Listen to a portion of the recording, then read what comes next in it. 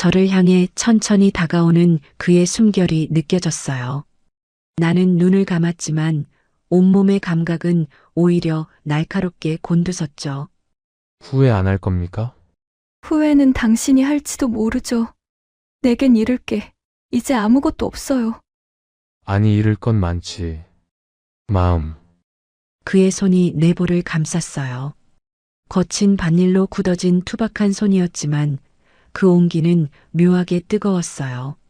나는 무너지는 담장처럼 그의 손길에 기댔죠. 지금 이 순간 나는 당신의 그 마음이 제일 갖고 싶어요. 솔직하시네요. 솔직해야지. 어차피 우리 어린애들처럼 숨기고 밀당할 나이는 아니잖아요. 그의 목소리는 낮고 떨렸어요. 이 중년의 나이에 이런 떨림을 느껴본 게 언제였던가요? 나는 조용히 그의 허리춤을 끌어당겼죠. 그러니까 후회는 나중에 하죠. 지금은 그럽시다. 서로의 입술이 마침내 닿았을 때 온 세상이 멈추고 숨이 멎는 것 같았습니다. 이 야릇한 농촌 로맨스가 시작된 건 바로 이 순간의 갈망 때문이었어요. 저희 채널의 다음 이야기를 놓치지 않으려면 구독과 좋아요를 허리까지 눌러주세요. 무료입니다.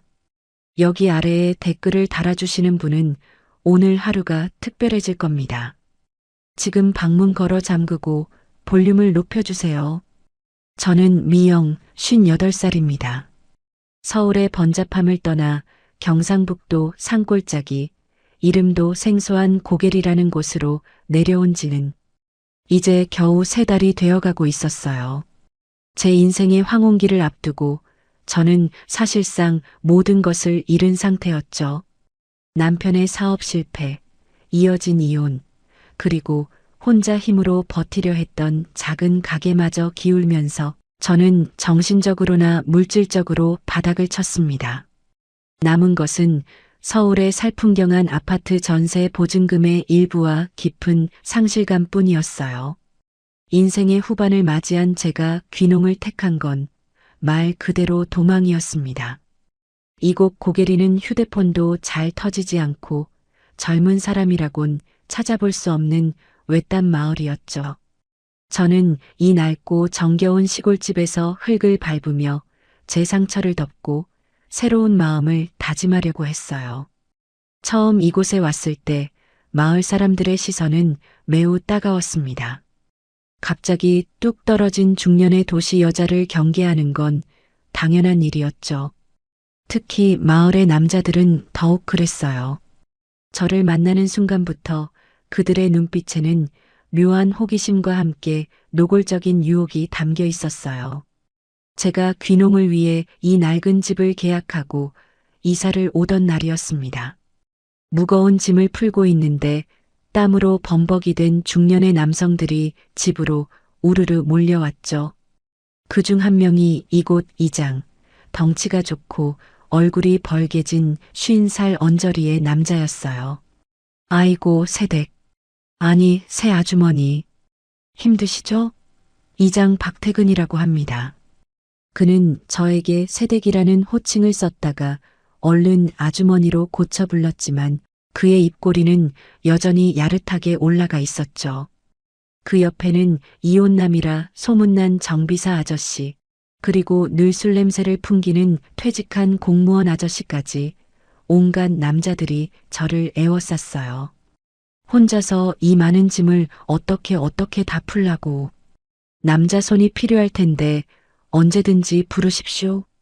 우리가 뭐 시간 남아도는 사람들이지. 이장 아저씨가 팔뚝을 걷어올리며 껄껄 웃었고 그 웃음 속에는 분명 제가 알아들을 수 있는 뉘앙스가 담겨 있었습니다. 저는 속으로 이러면 안 되는데 하고 경계심을 세웠지만 겉으로는 어색하게 웃을 수밖에 없었죠. 제가 혼자 할게요. 그래도 관심 가져주셔서 감사합니다. 정중하게 거절했지만 그들의 시선은 제 몸을 천천히 훑고 있었어요. 도시에서는 흔히 겪는 일이었지만 이 외딴 시골에서 이런 노골적인 시선을 받는 것은 심리적으로 큰 압박이었죠. 그리고 그중 유독 말이 없었던 한 사람이 있었어요. 낡은 작업복을 입고 짙은 성캡으로 얼굴을 가린 채 집 나르는 것을 묵묵히 도와주던 남자였죠. 그가 바로 상필이었습니다. 그는 40대 중반의 노총각이었고 마을에서는 가장 부지런하고 농사를 잘 짓는 사람으로 통했어요. 그는 다른 남자들처럼 말을 하거나 눈빛을 보내지 않았어요. 그저 묵묵히 힘든 짐을 들어 나를 뿐이었죠. 저기 정말 고맙습니다. 혹시 성함이 어떻게 되세요? 제가 물었을 때 그는 성캡을 살짝 들어 올렸어요. 땀으로 젖은 얼굴은 투박했지만 그의 눈빛은 맑고 순수해 보였죠. 이웃에 사는 상필입니다. 김상필? 뭐 할 일 없어서 거드는 겁니다. 그의 말투는 어딘가 서툴렀지만 그 순수함이 오히려 제 경계심을 조금은 무너뜨리는 것 같았습니다. 그날 저는 다른 중년 남자들의 끈적한 유혹 속에서 유일하게 상필에게서 작은 위안을 얻었던 것 같아요. 그때만 해도 저는 몰랐습니다. 제가 결국 그 수많은 유혹들을 뒤로하고 이 투박하고 순박한 노총각을 선택하게 될 줄은. 속직히 거대한 그 크기와 매번 계속 서 있는 그것? 그리고 그 선택이 제 인생의 마지막 페이지를 가장 격렬하고 뜻밖의 로맨스로 장식하게 될 줄은 말입니다. 그날 밤 저는 낯선 시골의 적막함 속에서 깊은 외로움을 느꼈어요. 도시의 소음 대신 들리는 건 풀벌레 소리뿐이었죠. 낡은 집의 창문으로 들어오는 달빛 아래 저는 상실과 고독이라는 그림자 속에서 새로운 삶을 갈망하고 있었습니다. 제가 과연 이곳에서 마음을 다잡고 재기할 수 있을까요? 아니면 이 외로운 중년의 제가 이 유혹 가득한 시골 남자들의 틈바구니에서 길을 잃게 될까요? 이 모든 것이 두렵고 기대되는 심정이었습니다. 이러면 안 되는데 저는 이미 외로움에 목마른 상태였어요. 고게리에서의 생활은 고단하면서도 묘하게 평온했어요. 중년의 저는 서둘러 잊고 싶었던 도시의 기억들을 흙먼지 속에 묻으려 애썼죠. 농사일은 예상보다 훨씬 힘들었어요. 괭이질 한 번에 허리가 뻐근했고 삽질 몇 번에 손바닥에는 물집이 잡혔습니다. 하지만 그 육체적인 고통이 오히려 제 심장의 응어리를 풀어주는 것 같기도 했어요. 저는 땀에 젖어 하루를 마감하고 깊은 잠에 빠지는 그 단순함 속에서 안정을 찾아가고 있었죠. 문제는 마을 남자들의 끈질긴 관심이었어요. 특히 이장 박태근인지 겁나 큰 거근 인지 거의 매일 저의 낡은 집을 기웃거렸죠. 그는 마을 회관에 가야 한다느니 농자재를 빌려줘야 한다느니 하는 핑계를 대며 저를 만나려 했어요. 미영 아주머니, 박고랑은 그렇게 하는 게 아니지. 허리 다 상해요. 내가 이장인데 이럴 때 도와줘야 쓰지. 이장은 늘 친절을 가장했지만 그의 시선은 언제나 제 목덜미나 허벅지를 노골적으로 훑었어요. 한 번은 농사일을 하다가 잠시 땀을 식히는데 이장이 제 옆에 털썩 앉더니 낮은 목소리로 속삭였죠. 아주머니, 밭일이 힘든 게 아니고 밤이 외로운 게 힘든 겁니다. 도시 생활 접고 여기 와서 그런 거 다 끊고 살 수는 없을 텐데. 중년이라는 게 원래 그런 거 아닙니까? 저는 얼굴이 확 달아올랐습니다. 이장님, 무슨 말씀을 그렇게 해. 에이, 뭘 또 부끄러워하고 그래요. 사람이 사는 게 다 거기서 거깁니다. 나도 혼자 산 지 꽤 됐고, 아주머니도 혼자시죠? 둘이서 뭐 숨기고 살 것 뭐 있나요? 요즘 세상에. 그는 마치 제가 이미 그의 유혹에 넘어온 것처럼 이야기했어요. 그의 끈적한 시선과 야한 농담은 저를 심리적으로 위협했지만 한편으로는 깊은 외로움 속에 있던 저에게 잊었던 여성으로서의 존재감을 되새기게 해주는 것 같기도 했어요. 에휴, 저는 그 역겨운 유혹 속에서 묘한 불안감과 함께 알 수 없는 갈망을 느꼈죠. 하지만 상필은 달랐어요. 젊은 중년의 그는 이장과는 달리 늘 밭에서 일만 했죠. 그는 제가 허둥대는 모습을 보아도 절대 먼저 말을 걸지 않았고 제가 도움을 청할 때만 묵묵히 와서 일을 처리해 주었어요. 그의 손길은 거칠었지만 그가 트랙터로 밭을 갈아줄 때나 무거운 비료 포대를 옮겨줄 때 그의 등에서는 순수한 노동의 땀 냄새만 났어요. 상필과의 첫 번째 뜻하지 않은 신체 접촉은 제가 귀농한 지 한 달쯤 되었을 때 일어났습니다. 그날은 유난히 더웠어요.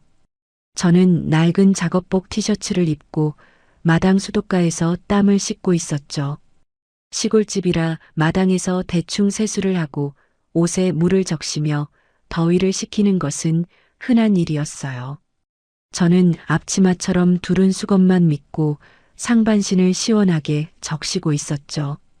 그때 밭에서 돌아오던 상필이었습니다. 그는 낡은 농기구를 고치러 제 집 뒤편 창고로 가는 길이었다고 나중에 말했어요. 그의 걸음소리가 마당 근처에 닿았을 때 저는 방심하고 상체를 숙여 세숫대야에 물을 퍼올리고 있었어요. 땀으로 젖은 얇은 티셔츠는 이미 몸에 착 달라붙어 속옷의 윤곽과 몸의 굴곡을 노골적으로 드러내고 있었죠. 게다가 제가 상체를 숙이면서 옷깃이 흘러내려 제 가슴골이 뜻하지 않게 노출되고 말았어요. 순간 상필의 걸음이 우뚝 멈췄어요. 저는 그의 멈춘 발소리를 듣고서야 무언가 잘못되었음을 깨달았습니다. 저는 황급히 몸을 돌려 수건으로 상체를 가렸지만 이미 늦은 후였어요. 그의 시선은 찰나의 순간 제가 천천히 노출했던 그 부분에 박혀 있었습니다. 그의 얼굴은 땀과 흙으로 얼룩져 있었지만 귀 끝까지 새빨갛게 물들어 있었고 뭔가 쑥 올라온 듯한 실루엣이 보였어요. 그는 당황해서 어쩔 줄 몰라 하는 젊은 중년의 모습이었습니다. 그가 입고 있던 낡은 작업복 아래로 그의 심장 박동 소리가 들리는 것 같았습니다. 아, 죄송합니다, 아주머니. 그의 목소리가 몹시 떨렸어요. 그는 고개를 푹 숙인 채 마치 큰 죄라도 저지른 사람처럼 그 자리를 피하려고 했죠. 아닙니다. 제가 부주의했어요. 괜찮아요. 저는 저도 모르게 다정하고 나긋나긋한 목소리로 그를 안심시켰어요. 제 얼굴도 뜨거웠지만 끈적한 이장과는 달리 순수하게 당황하는 상필의 모습에 저는 심리적으로 큰 충격을 받았습니다. 이 정도로 순수한 갈망을 표현하는 남자를 만나본 것이 언제였던가요? 그는 제 말을 듣더니 힐끔 저를 올려다보았어요. 그리고는 급하게 말했죠. 그럼 저는 이만. 그는 거의 도망치듯 창고 쪽으로 사라졌어요. 저는 수도가에 홀로 남아 온몸에 퍼지는 열기를 느꼈습니다. 젖은 티셔츠 아래 피부가 짜릿하게 반응하는 것 같았죠. 제 신체적 반응은 극단적으로 나타났습니다. 노출의 순간 제 심장이 쿵 내려앉았지만 상필의 당황한 눈빛과 바지 아래의 그 커다란 그것을 본 후에는 묘한 흥분과 여성으로서의 정복감이 밀려왔어요. 숨이 멎는 것 같았습니다. 제가 잃어버렸던 여성성, 중년의 나이에 다시는 느껴보지 못할 줄 알았던 그런 낯선 감각이 저를 감싸는 것 같았죠. 그날 밤 저는 잠을 이룰 수 없었어요. 이장이나 다른 중년 남자들의 끈적한 유혹은 역겨움을 주었지만 상필의 순수한 당황과 그 순간 저를 향했던 그의 노골적인 갈망은 저의 외로움을 파고들었죠. 저는 침대에 누워 천천히 그 순간을 되새겼어요. 땀에 젖은 몸, 달라붙은 옷감, 그리고 순식간에 저를 향했던 상필의 뜨거운 시선. 그 사건 이후로 상필은 저를 더욱 피하기 시작했어요. 멀리서 저를 보면 돌아가거나 마주쳐도 고개만 꾸벅 숙이고 후다닥 지나쳐 버렸죠. 하지만 저는 알 수 있었습니다.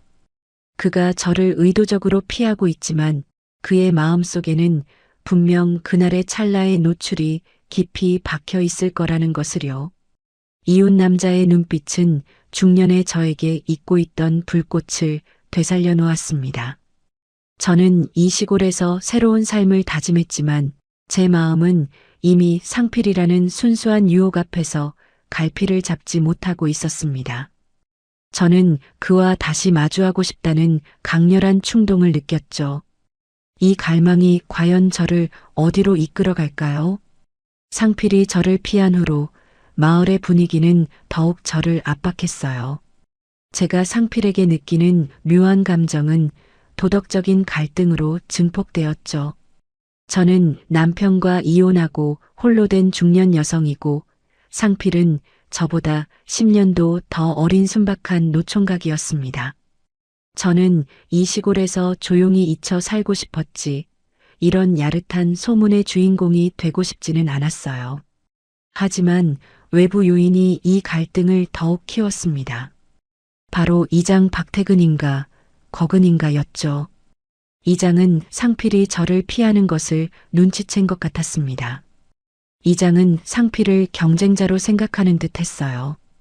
이장은 마을 사람들을 모아놓고 술자리를 자주 가졌는데 그때마다 저를 화제에 올렸습니다. 어이 상필이 요즘 미영 아주머니 집 쪽으로 얼씬도 안 한다며? 뭐 젊은 놈이 부끄러워할 게 뭐가 있나? 아주머니는 도시에서 와서 그런지 몸매도 아주 훤칠하시고 손맛도 좋을 것 같은데 누가 먼저 잡느냐지. 이장은 노골적인 말을 공개적으로 던졌습니다. 상필은 그럴 때마다 얼굴이 붉어져서 술잔만 만지작거렸죠. 저에 대한 소문은 빠르게 퍼졌고 저는 마을 남자들의 술안주가 된 기분이었어요. 이런 상황 속에서 저는 의도적으로 상필을 회피하기 시작했어요. 반일 시간을 늦추거나 일부러 마을 회관 쪽으로 돌아서 가는 식으로요. 저의 이성적인 판단은 이 순수한 남자와의 접촉을 피해야 한다고 명령하고 있었습니다. 이러면 안 되는데 나는 이곳에 도피하러 왔지 관계를 맺으러 온 것이 아니야. 저는 매일 밤 되뇌었어요. 그러던 어느 날 결정적인 사건이 발생했습니다. 태풍 예보가 있던 날이었죠. 강한 비바람이 몰아치기 시작했고 저는 급하게 밭에 심어놓은 고추 지지대를 보강하고 있었어요. 제 낡은 집은 비가 새기 시작했고 밭은 진흙탕으로 변하고 있었죠. 그때 지지대를 묶으려던 끈이 끊어지면서 저는 균형을 잃고 미끄러져 넘어졌습니다. 발목이 심하게 꺾이는 고통이 느껴졌어요. 억수같이 쏟아지는 비 속에서 저는 혼자 일어설 수 없었습니다. 휴대폰은 젖어서 작동하지 않았죠. 공포감이 저를 덮쳤습니다. 이 외딴 곳에서 중년의 제가 고립되는구나 생각했어요. 아주머니. 그 순간 빗속을 뚫고 상필이 달려왔습니다. 그는 온몸이 젖은 채 저에게 우산을 씌워주기는커녕 제게 몸을 숙여 일으켜 세우려 했어요. 괜찮으세요? 제가 아까부터 불안해서 와봤는데. 그는 제 발목 상태를 보고는 안색이 하얗게 질렸습니다. 이거 병원 가야 합니다. 뼈 부러진 거 아닐까요? 아니요, 괜찮아요. 잠시 쉬면. 무슨 소리예요? 이러다 큰일 납니다. 상필은 망설임 없이 저를 안아 올렸습니다. 그의 단단한 팔뚝이 제 허리와 다리를 감쌌을 때 저는 깜짝 놀랐습니다. 그의 몸은 비에 젖어 차가웠지만 그 아래 느껴지는 그의 심장 박동은 격렬하고 뜨거웠죠. 저의 신체적 반응은 다시 한번 극단적으로 나타났습니다. 젖은 그의 품에 안겨 진흙투성이로 그의 흙과 땀 냄새를 맡았을 때 저는 잊고 있던 여성으로서의 보호 본능과 함께 강렬한 흥분을 느꼈습니다. 그는 저를 조심스럽게 방 안으로 옮겨 침대에 눕혔어요. 그리고는 황급히 구급약을 찾고 젖은 옷을 벗으라고 재촉했죠. 옷 젖으면 더 아픕니다. 빨리 갈아입으세요. 저는 고개를 숙인 채 말했어요. 상필, 나 혼자 할 수 있어요. 그는 잠시 망설이더니 조용히 문을 닫고 밖으로 나갔습니다. 하지만 잠시 후 그는 다시 들어왔어요. 손에는 뜨거운 수건과 물이 담긴 대야가 들려 있었죠. 발목 붓기 전에 찜질해야 합니다. 혼자 하실 수 있겠어요? 내가 그냥 씻겨드릴까요? 그의 목소리는 다시 떨리기 시작했어요. 그날의 노출 사건 이후 그가 얼마나 저에게 다가오고 싶었는지, 얼마나 참고 있었는지, 그의 떨리는 목소리가 노골적으로 증명해주고 있었죠. 저는 그에게 몸을 맡겨야 한다는 도덕적 갈등에 휩싸였지만 발목의 고통과 외로움, 그리고 그의 순수한 갈망이 뒤섞여 결국 저는 침묵으로 동의했습니다. 네, 부탁해요. 그는 조심스럽게 제 젖은 양말과 바짓단을 걷어 올렸습니다. 그의 거친 손이 제 부드러운 발목에 닿았을 때 온몸에 전기가 오르는 듯 했어요. 그는 천천히 그리고 조심스럽게 제 발목을 마사지했어요. 통증보다는 그의 손길에서 느껴지는 뜨거운 감각이 더욱 선명하게 다가왔죠. 아주머니 아니 미영. 그가 처음으로 제 이름을 불렀습니다. 이러면 안 되는 거 압니다. 당신은 도시에서 온 귀한 분이고 나는 가진 것 하나 없는 시골 노총각이라서. 하지만 나는 당신이 이곳에 온 순간부터 계속 신경이 쓰였어요. 당신 눈빛이 너무 외로워 보여서. 그는 제 발목에서 손을 떼고 저의 눈을 정면으로 바라봤습니다. 그의 눈빛은 맑았지만 그 속에 담긴 갈망은 폭풍우처럼 격렬했어요. 저도 압니다. 상필, 저도 당신에게서 묘한 위안을 느껴요. 다른 사람들과는 다른 순수한 진심 같은 거. 제가 이렇게 솔직하게 대답할 줄은 몰랐습니다. 그의 눈이 커졌어요. 그는 천천히 제 얼굴로 다가왔습니다. 그의 흙과 땀 냄새, 그리고 낯선 남자 향이 코끝을 간지럽혔어요. 우리의 거리는 좁혀졌고, 저는 그가 무슨 행동을 할지 알았지만 회피하지 않았습니다. 오히려 제 손을 뻗어 그의 젖은 뺨을 감싸 안았습니다. 그의 거친 수염이 제 손바닥에 느껴졌을 때 강렬한 긴장감이 온몸을 휘감았죠. 입술이 닿기 직전 그는 마지막으로 속삭였습니다. 내가 당신에게 상처를 주게 될까봐 두려워요. 그래도 괜찮아요? 저는 대답 대신 그의 목을 잡아당겼습니다. 중년의 마지막 불꽃이 타오르는 순간이었죠. 이제 돌이킬 수 없는 선을 넘으려는 찰나였습니다. 우리는 도덕적 갈등을 넘어 서로의 외로움과 갈망을 채우려고 했습니다. 우리의 입술이 마침내 포개졌을 때 폭풍우가 몰아치는 밖의 소음은 모두 사라지는 것 같았습니다.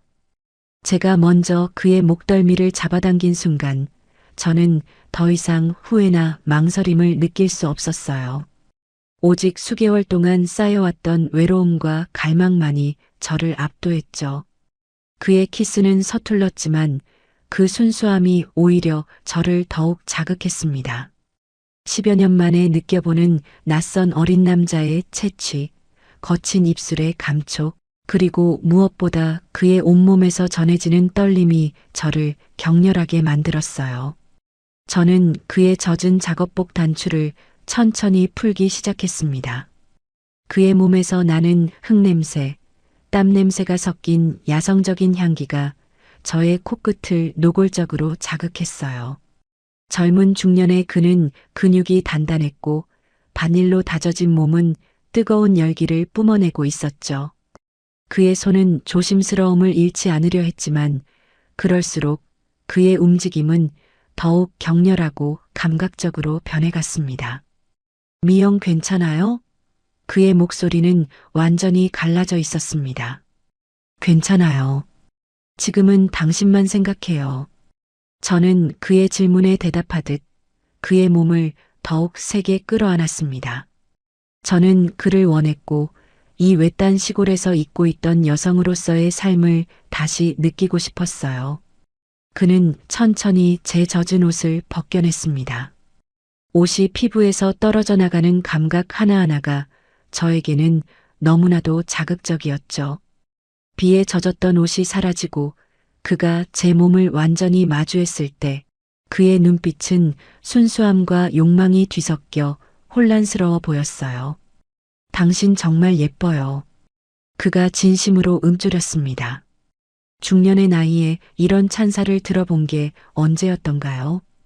그의 시선은 제 몸을 감각적으로 훑었고 저는 몸에 퍼지는 열기를 숨길 수 없었습니다. 저는 그의 시선을 즐겼어요. 이것이 바로 제가 갈망했던 인간적인 접촉이었죠. 그의 거친 손이 저의 허리를 천천히 쓰다듬으며 올라왔습니다. 그의 손가락이 제 피부에 닿을 때마다 소름이 돋았고 저도 모르게 신음했습니다.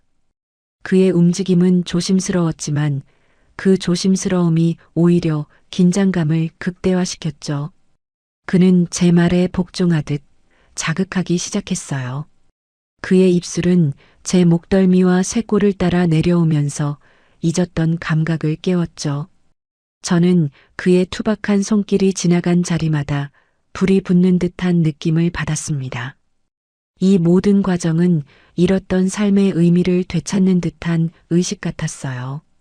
그의 품 안에서 저는 상실의 고통을 잊고 오직 현재의 감각에만 집중할 수 있었습니다. 숨이 멎는 것 같았습니다. 저는 밖의 폭풍우마저 잠잠해지는 것을 느꼈습니다. 그는 순수한 열정으로 저를 대했어요. 저는 그의 귀에 속삭이며 그를 더욱 부추겼죠. 상필, 이렇게 서툴러서야 어떻게 노총각으로 지냈어요?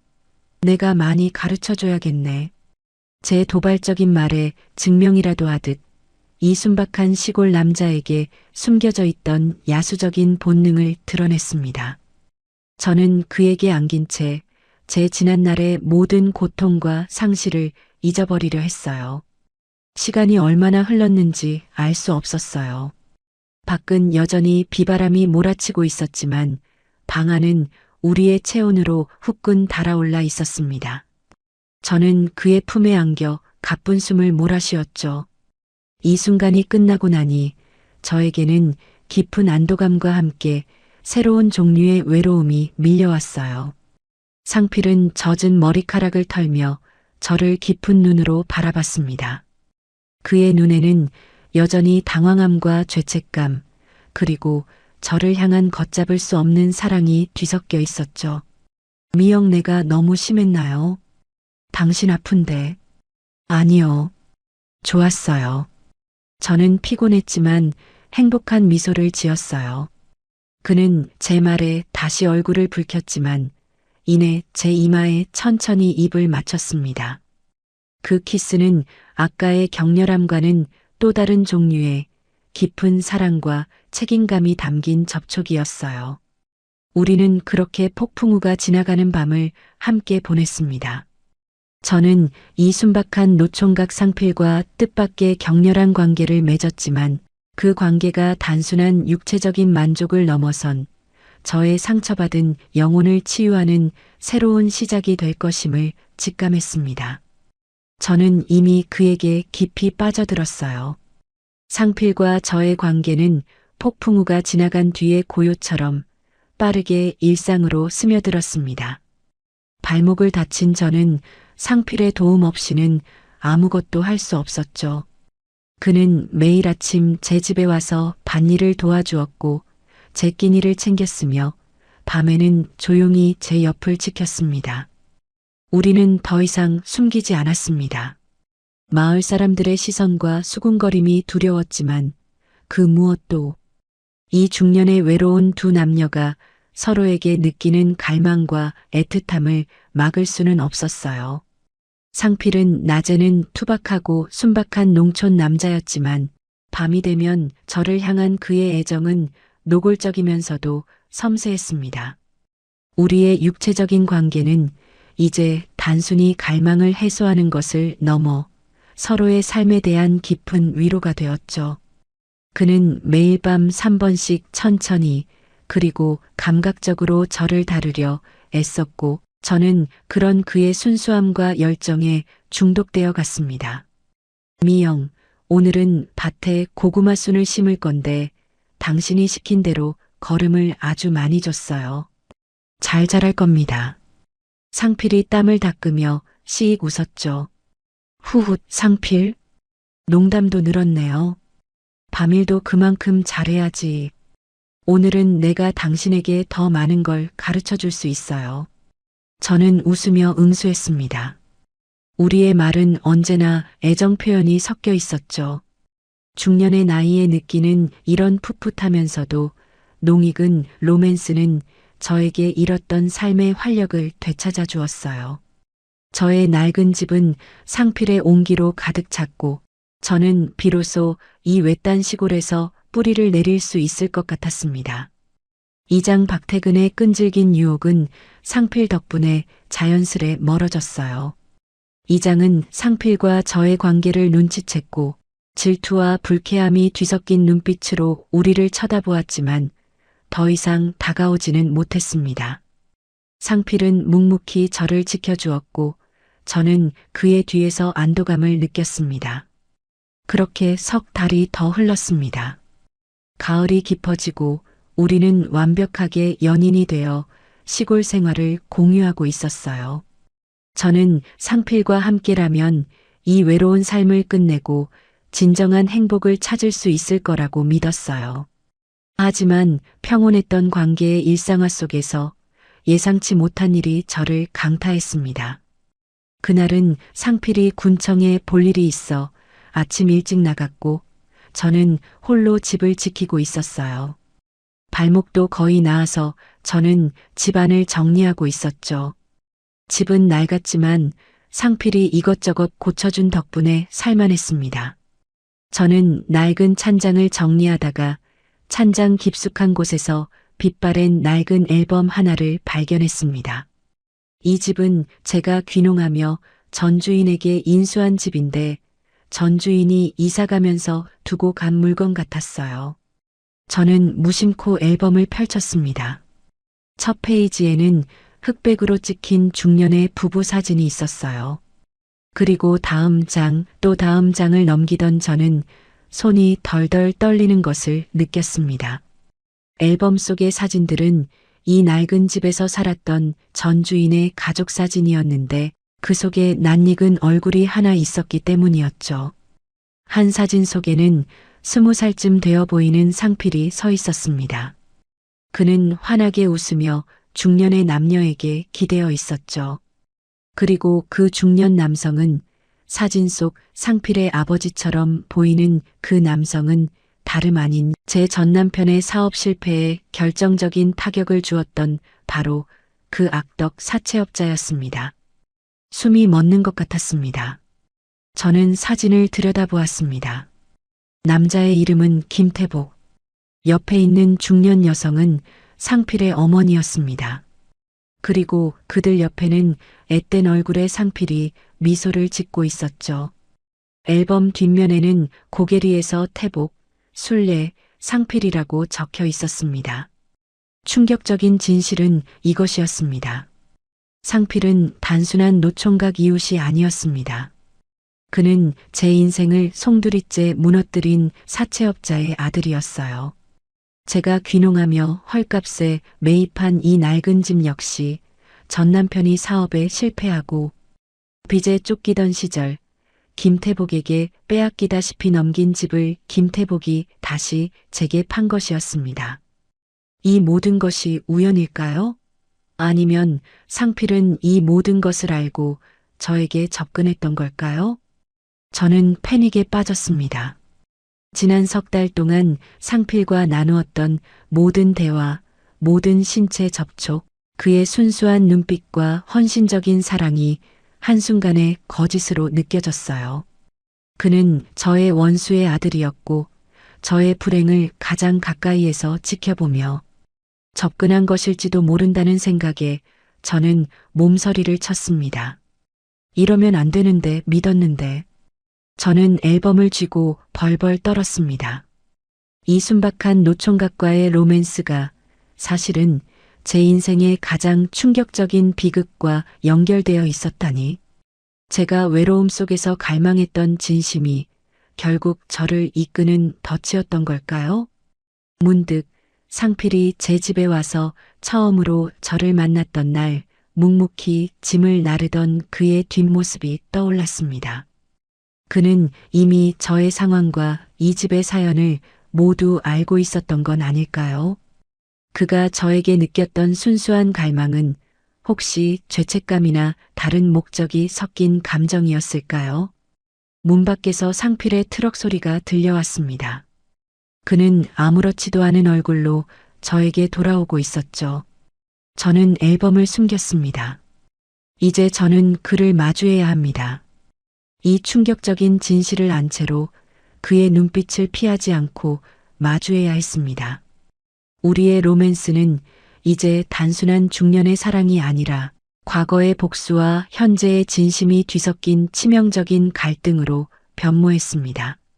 상필이 문을 열고 들어섰을 때 저는 낡은 찬장 앞에 서서 덜덜 떨리는 손으로 마른 수건을 정리하는 척했습니다.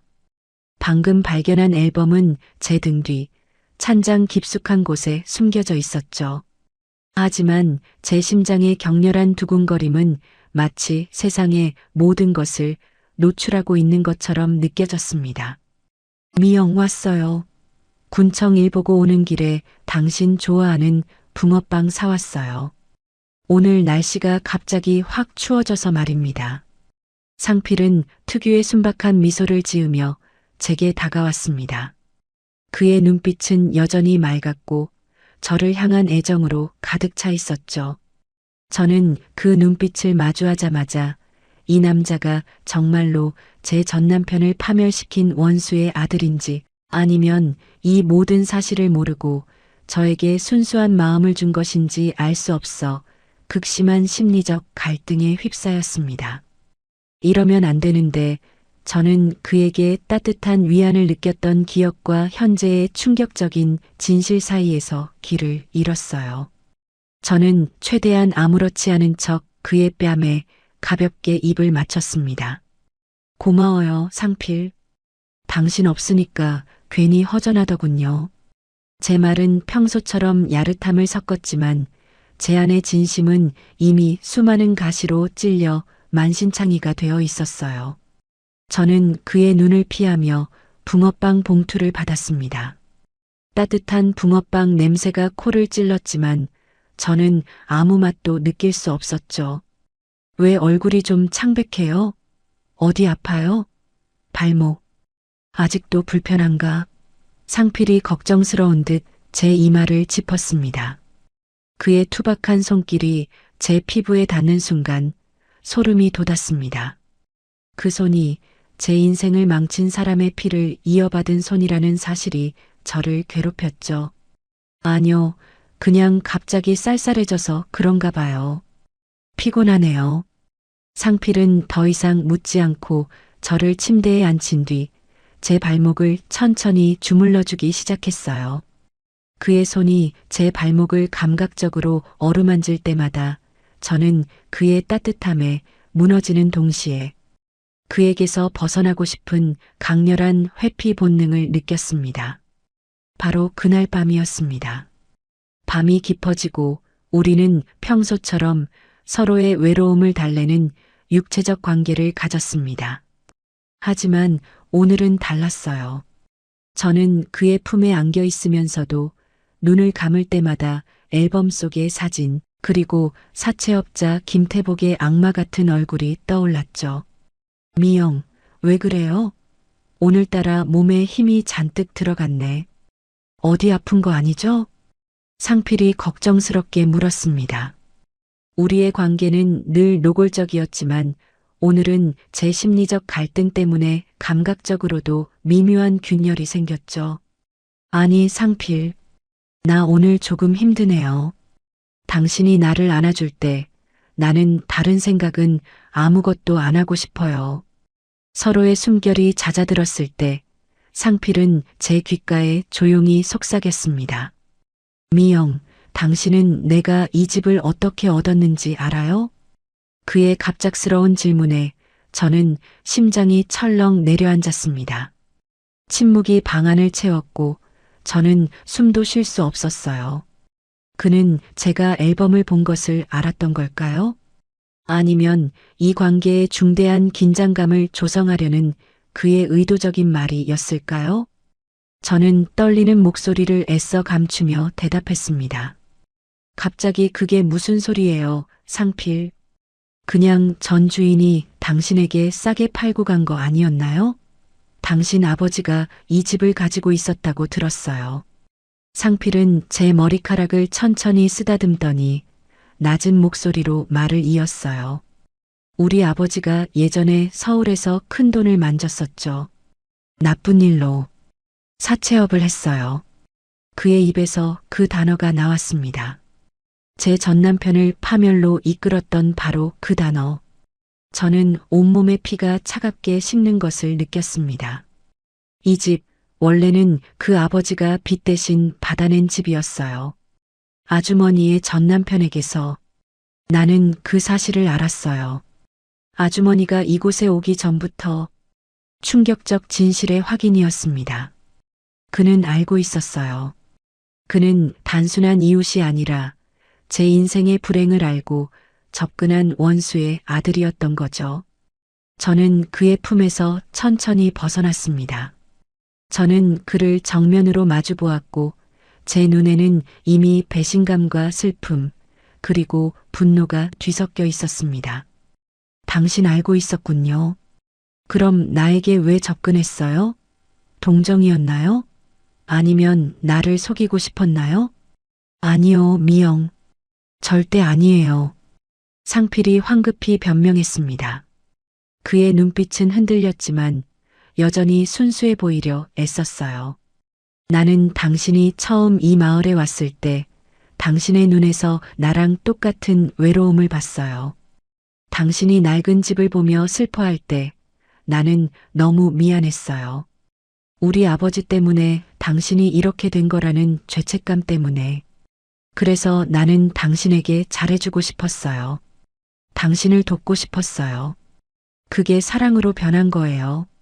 당신이 나에게 준 감각적인 위로를 나는 절대 잊을 수 없어요. 그의 고백은 죄책감과 사랑이 뒤섞인 복잡한 것이었습니다. 그의 진심을 믿어야 할까요? 아니면 이 모든 것이 저를 속이기 위한 야릇한 연극이었을까요? 이로 인해 우리 두 사람의 관계에는 중대한 긴장감이 조성되었습니다. 우리의 로맨스는 이제 죄책감과 배신의 그림자 속에서 위태롭게 흔들리기 시작했어요. 제가 이 관계를 계속 유지할 수 있을까요? 저는 숨이 막히는 듯한 압박감을 느꼈습니다. 상필의 충격적인 고백은 저의 모든 감각을 마비시켰습니다. 그가 저를 안고 있던 따뜻한 품은 순식간에 차가운 감옥처럼 느껴졌죠. 저는 몸을 일으켜 그에게서 멀어졌습니다. 창문 밖에서는 여전히 밤의 적막함이 깊어지고 있었지만 우리 사이의 긴장감은 폭풍우가 몰아치던 밤보다 더 격렬했어요. 죄책감 때문에 나에게 잘해줬다? 그게 사랑으로 변했다? 상필, 당신은 지금 나를 더 비참하게 만들고 있어요. 제 목소리는 떨렸지만 분노로 인해 노골적으로 날이 서 있었습니다. 중년의 저는 이미 너무 많은 것을 잃었고 이제 마지막 남은 순수한 감정마저 배신당했다는 생각에 정신을 차릴 수 없었습니다. 아니에요, 미영. 처음엔 그랬을지 몰라요. 하지만 당신이 나에게 천천히 마음을 열어주고 당신의 외로운 눈빛이 나를 향했을 때 나는 정말 당신을 사랑하게 됐어요. 나 같은 노총각에게 당신처럼 귀한 분이 이렇게 감각적인 사랑을 줄 거라고는 상상도 못했어요. 그는 침대 끝에 걸터 앉아 저에게 애원하듯 말했죠. 그의 눈에서는 진심 어린 눈물이 흐르는 것 같았지만 저는 그 눈물을 믿을 수가 없었습니다. 저는 그의 얼굴에서 앨범 속 사채업자 김태복의 모습을 겹쳐보았습니다. 나는 당신 아버지에게 모든 것을 잃었어요. 집, 남편, 명예, 그리고 나 자신까지. 그런데 당신은 알고 있었으면서도 나에게 노골적으로 접근했어요. 당신에게 나는 뭐였나요? 아버지의 죄를 씻기 위한 대상이었나요?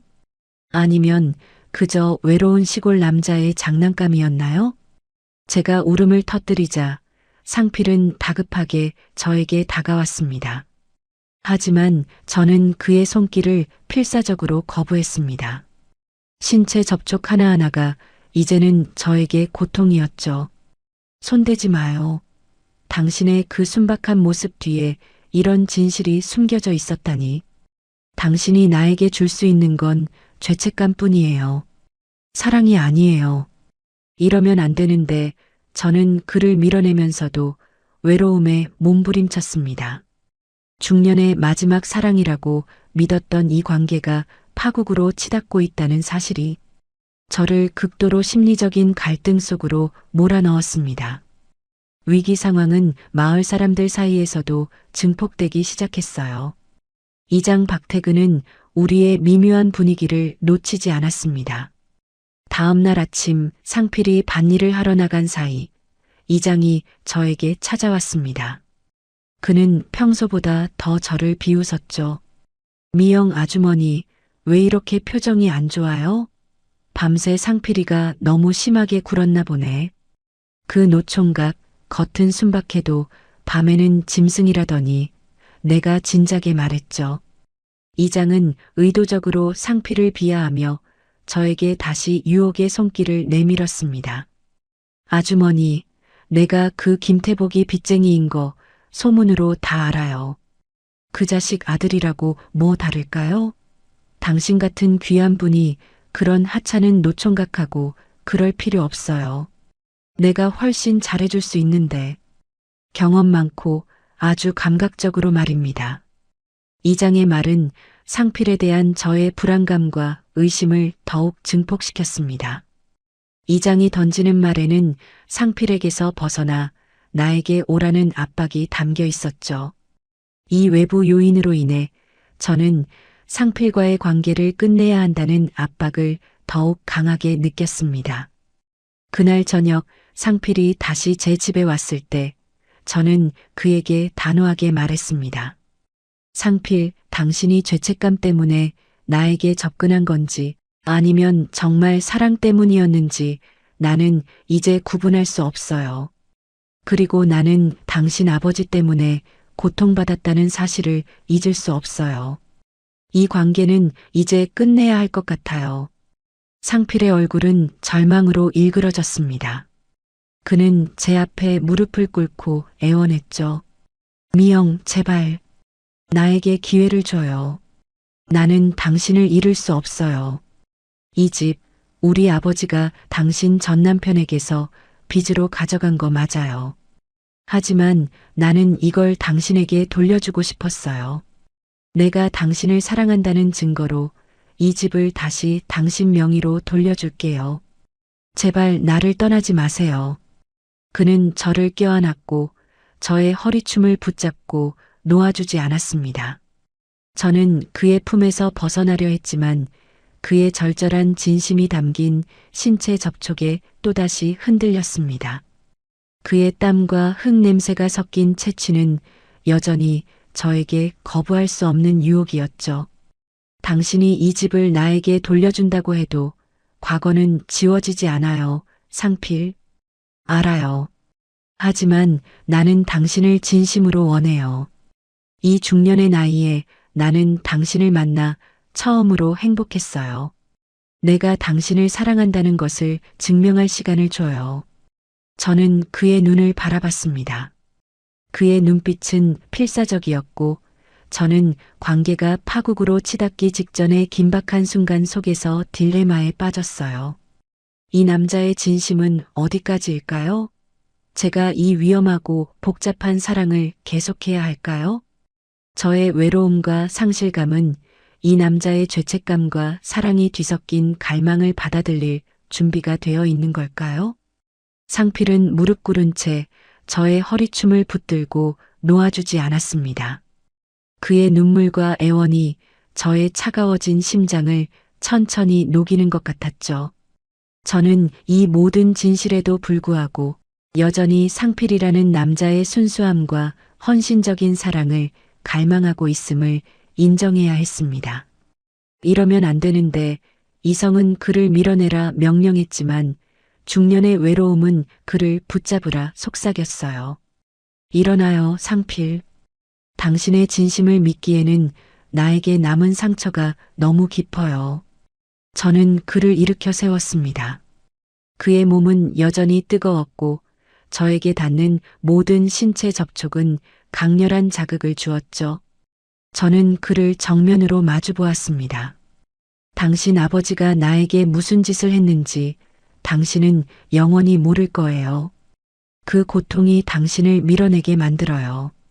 당신이 나에게 이 집을 돌려준다고 해도 나는 당신을 계속 의심할 겁니다. 알아요, 미영. 나는 당신의 고통을 덜어줄 수만 있다면 뭐든 할 겁니다.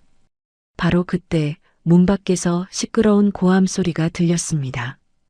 이장 박태근이 술에 취해 비틀거리며 제 집 문을 두드리고 있었죠. 김상필, 너 이 자식, 감히 이장인 나를 무시해? 너 같은 노총각이 미영 아주머니를 홀려서 이 마을을 더럽히는 꼴은 못 본다. 아주머니, 문 열어봐. 내가 당신에게 더 좋은 남편이 되어줄 수 있다니까. 이장의 만취한 고함이 밤의 정막을 깨뜨렸습니다. 상필은 격분하여 문 쪽으로 돌진하려 했죠. 저 자식이 감히 어디서. 상필, 가지 마요. 저는 그의 팔을 붙잡았습니다. 상필이 이장과 주먹 다짐을 한다면 저희 둘은 이 마을에서 영원히 외면당할 것이고 저의 귀농 생활은 완전히 끝날 것이었습니다. 상필은 제 손을 뿌리치고 문을 향해 걸어갔습니다. 하지만 문고리를 잡기 직전 그는 멈춰섰습니다. 그는 이장에게 달려가 폭력을 행사하는 대신 천천히 뒤를 돌아 저를 바라보았습니다. 그의 눈빛에는 분노 대신 깊은 슬픔과 함께 저를 향한 헌신이 담겨 있었죠. 미영, 나는 당신의 평판을 더 이상 망치고 싶지 않아요. 저는 아버지가 당신에게 준 상처를 되풀이하고 싶지 않아요. 그는 다시 저에게 천천히 다가왔습니다. 그리고는 저를 껴안았습니다. 그 강렬한 신체 접촉 속에서 그는 밖에 이장에게 들리도록 큰 목소리로 외쳤습니다. 이장님, 들으세요.